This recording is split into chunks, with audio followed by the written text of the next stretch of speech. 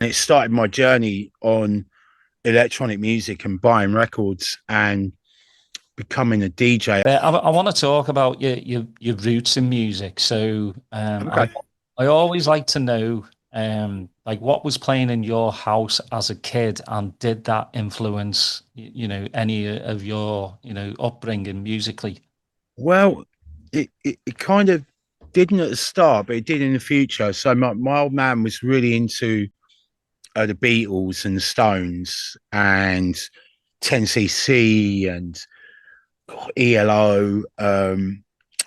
Yeah, lots of just like really sort of good bands, 60s, 70s. And I was just, you know what you like when you're a kid. It's like, oh, that's old man's music, innit? And I mean, me personally, I got into the whole thing. I was about 11 years old, and it's from listening to kids at school, his headphones, and he had an electro album on, and I heard he played me Cybertron Clear, and it blew my head off, and it started my journey on electronic music and buying records and becoming a DJ. Now I listen to them records now and think, what, how amazing and beautiful these records are.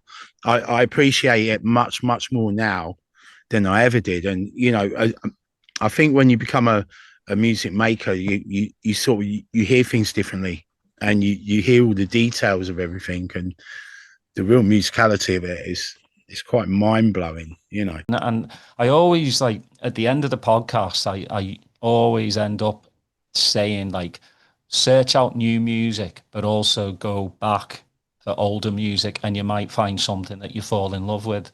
You know, Definitely, and and might influence you in making your records as well, because yeah, it does me for sure.